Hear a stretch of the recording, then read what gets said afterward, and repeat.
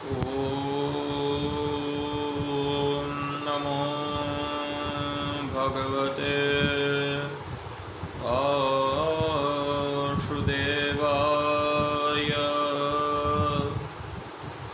सच्चिदानन्दरूपाय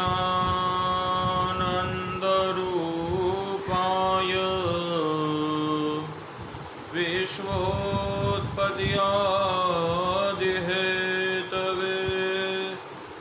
तापत्रय विनाशाय श्रीकृष्णाय वयं नमः। हरे कृष्ण कृष्ण कृष्ण हरे हरे, हरे राम राम राम हरे हरे।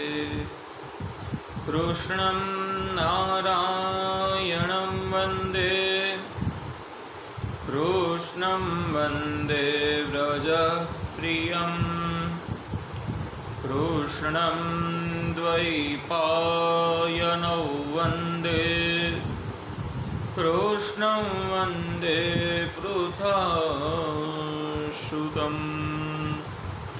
नूनं प्रमत्तकुरुते विकर्म यदिन्द्रियप्रीतय आपृणोति, न साधु मन्ये यत आत्मनो यमसन्नपि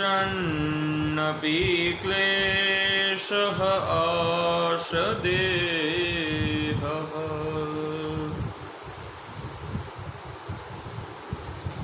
सभी को हमारा जय श्री कृष्ण, जय सोमनाथ जी, जय सिया राम। आप सभी अपने अपने घरों में खुश होंगे, स्वस्थ होंगे, ऐसी हम आशा करते हैं। और भगवान जी से प्रार्थना कर सकते हैं कि प्रभु, जो हमने प्रकृति का छोटा बड़ा जो कोई भी नुकसान किया है, वो अपराध की हम क्षमा मांगते हैं, और जल्दी ही ये कोरोना संकट है वो भी टल जाए और हम सब वापस अपने जो डेली जीवन है, रूटीन जीवन है, दैनिक जीवन है, उसमें वापस आ जाए। बस ऐसी प्रार्थना है। पर जब तक ये लॉकडाउन चल रहा है, भक्ति मार्ग दिखाने के लिए भागवत जी उत्तम प्रयास है। तो उसी के माध्यम से आज थोड़ी भगवत चर्चा करेंगे, जैसे प्रत्येक दिन करते हैं उसी तरह आज भी थोड़ी भगवत चर्चा करेंगे,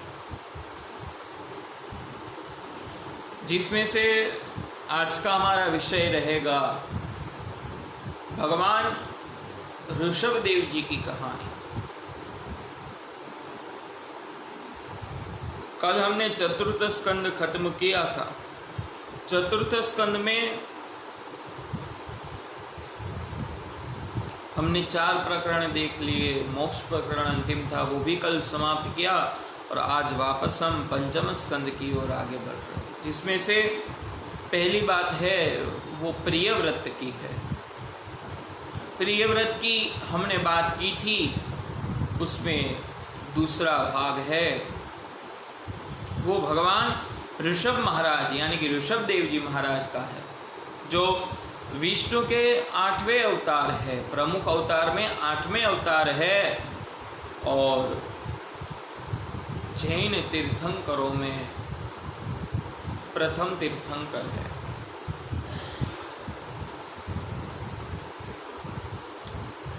जाम्बू द्वीप के राजा प्रियव्रत, उनके वहाँ पे अग्निघ्न नाम का पुत्र हुआ। उनके वहाँ पे नाभि नाम का पुत्र हुआ और उन्होंने मेरु देवी के साथ विवाह किया। मेरु देवी के गर्भ से जो प्रकट हुआ वो स्वयं नारायण भगवान ऋषभदेव जी थे।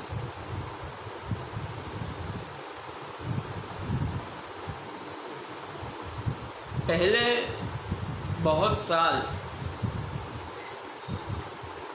उन्होंने यज्ञ से ईश्वर का यजन किया और फिर भगवान उनके वहां पे पुत्र बन के आए।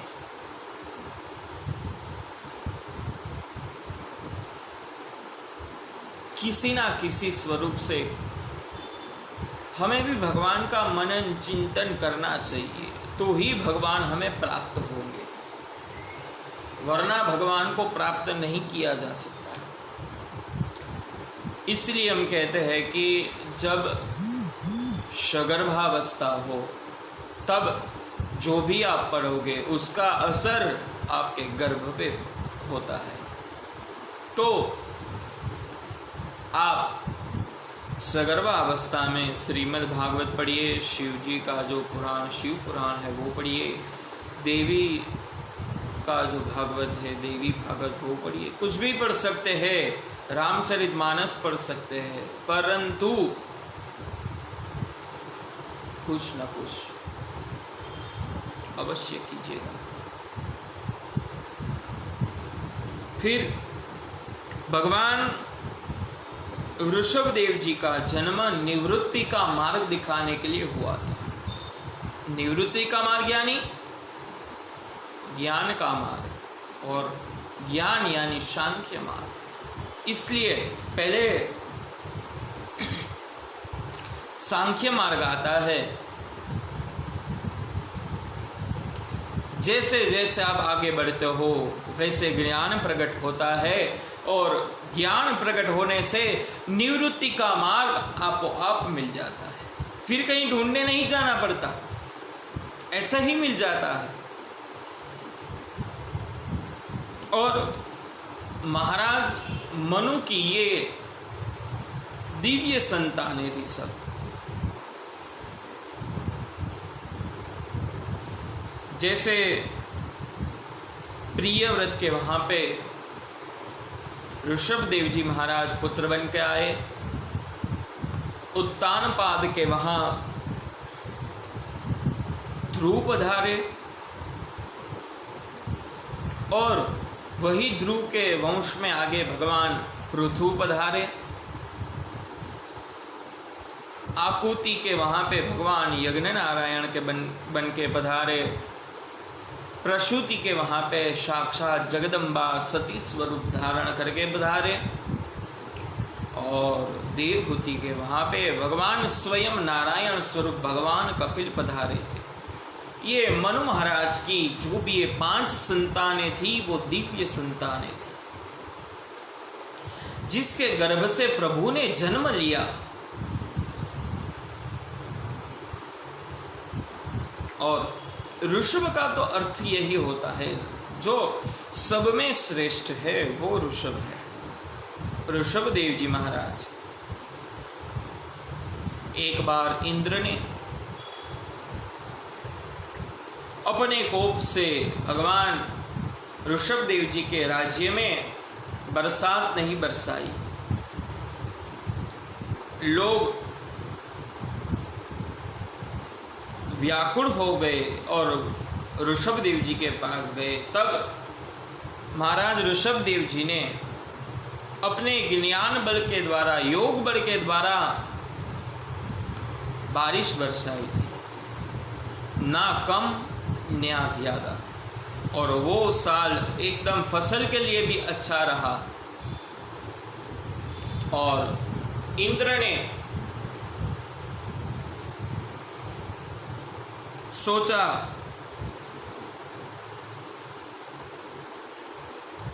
उनकी पुत्री का विवाह अगर इससे करवाया जाए तो ये हमेशा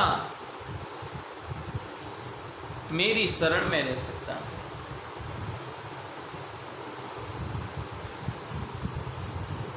तब उन्होंने इंद्र ने अपनी जयंती नाम की कन्या का विवाह उनसे करवाया था।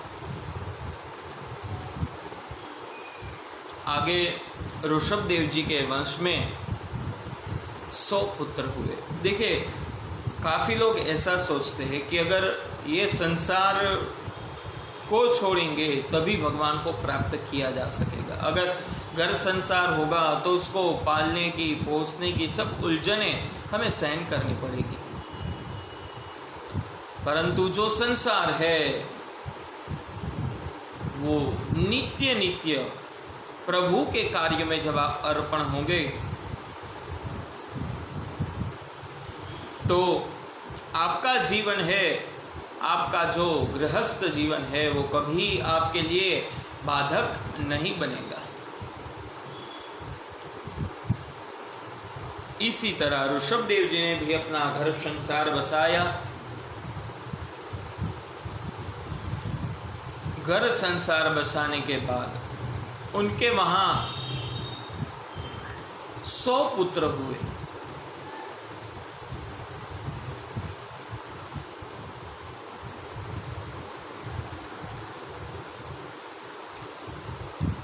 सौ पुत्र का जन्म होने के बाद महाराज ऋषभदेव जी ने अब गृहस्थ त्याग करने का विचार किया। उससे पहले भगवान ऋषभदेव जी ने अपने पुत्रों को परमार्थ का उपदेश दिया था। एक पिता अपने पुत्र को राज्य तो दे सकता है, परंतु उसके साथ स्वार्थ और परमार्थ का ज्ञान बहुत आवश्यक है। वही हस्तिनापुर एक ही राज्य था। जब दुर्योधन के हाथ में सत्ता आई तो उन्होंने स्वार्थ अपनाया, अधर्म अपनाया, और इस तरफ युधिष्ठिर के हाथ में जब सत्ता आई तब उन्होंने परमार्थ का कर्म किया। और जो परमार्थ का कर्म करते हैं भगवान उससे अति प्रेम करते हैं, कभी उनको छोड़ के नहीं जाते। इसीलिए कृष्ण ने कभी उनको छोड़ा नहीं है। फिर ऋषभदेव जी महाराज ने उपदेश देते हुए कहा, पुत्रों, आप आज शासक बनोगे तो आपका ये शासन आप विष्णु के जैसे करना, क्योंकि ये तीनों लोकों के स्वामी भगवान विष्णु है। तीनों लोकों का पालन पोषण सब भगवान विष्णु करते हैं, और प्रभु ही प्रत्येक जीव को खाना देता है और प्रत्येक जीव को पचाने की शक्ति भी वही देता है। फिर दूसरे वाक्य में क्या कहा कि आप आज शासक बन रहे हो तो निर्बल का हथियार बनना और जो सबल है उसकी तुम ढाल बनना। अगर निर्बल लोग तुम्हें चाहेंगे तो तुम उनका न्याय कर पाओगे, और सबल लोग जिसके पास बल है वो तुम्हारी रक्षा कर पाएंगे। इसलिए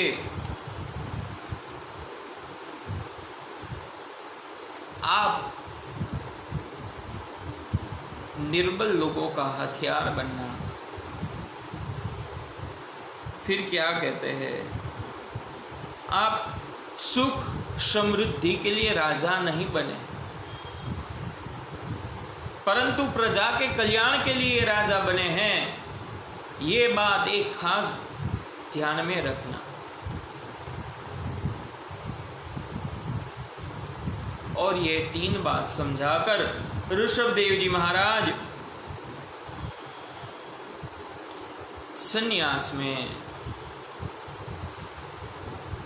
संन्यास लेके जंगल में चले गए थे। अब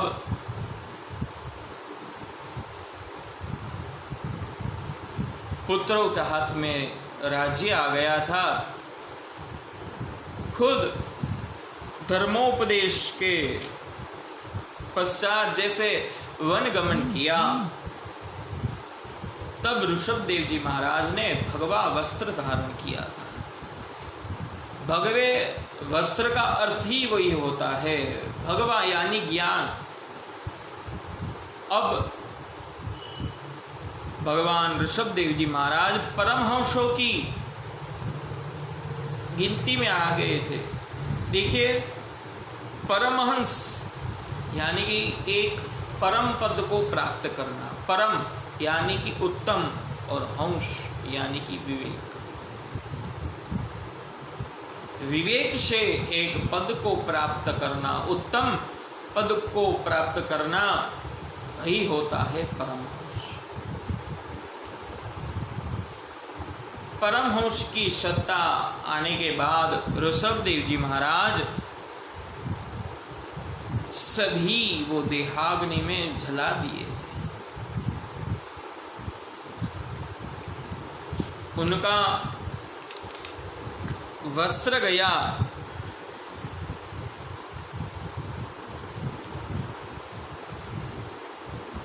उनका जो दैहिक स्वार्थ था वो चला गया।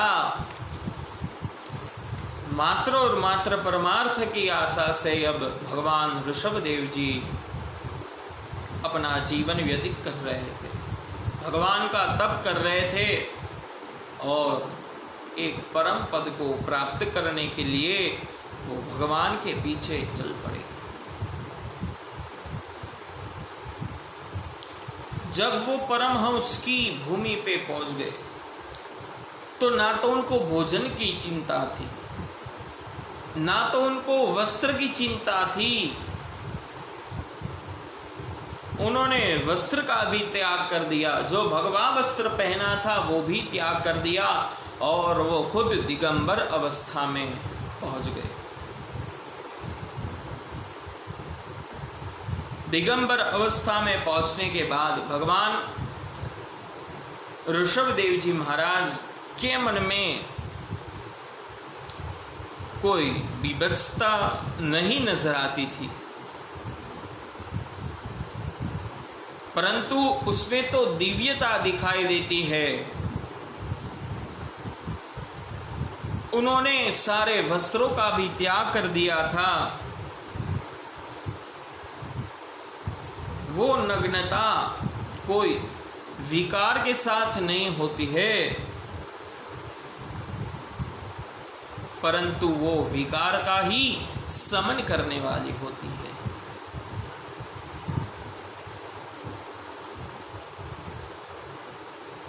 अब उसका रूप इतना खिलने लगा था कि लोगों को लगा कि ये कोई महात्मा है, संत पुरुष है। तो सब लोग उसके पास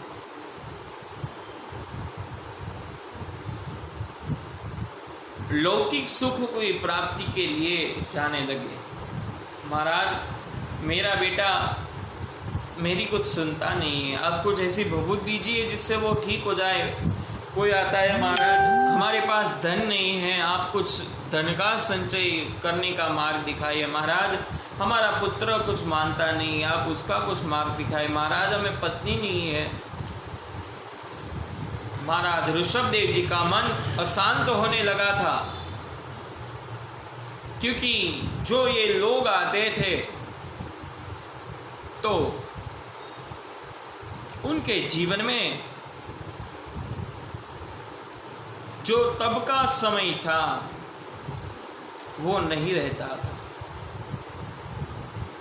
फिर ऋषभ देव जी महाराज ने सोचा कि हम जो अन्न खाते हैं वही विष्ठा के रूप में बाहर आता है, तो फिर दोनों में भेद क्या है?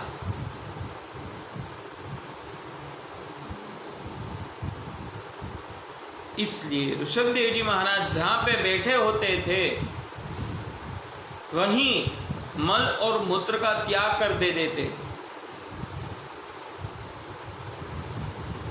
इससे लोगों ने सोचा ये तो कोई पागल है, हम तो खामखा ही इसको सन्यासी पुरुष समझने लगे थे।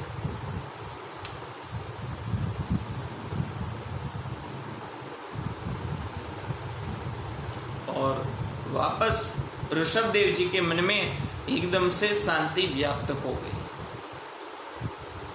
वापस वो अपने अंदर में है जो प्रभु, उसका चिंतन करने लगे, मनन करने लगे। और फिर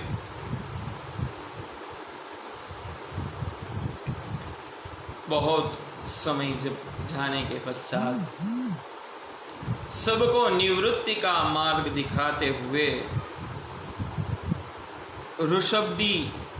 ऋषभदेव जी जो खुद का ये देह था वो त्याग किए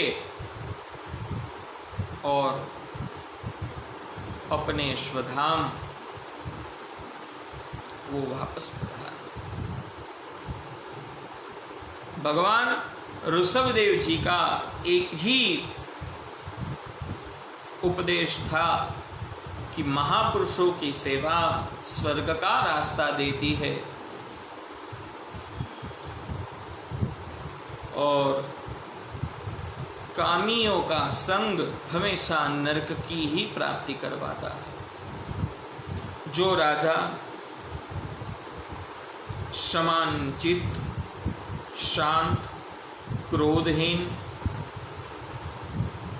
सर्वहित चिंतक और सदाचारी हो, उनको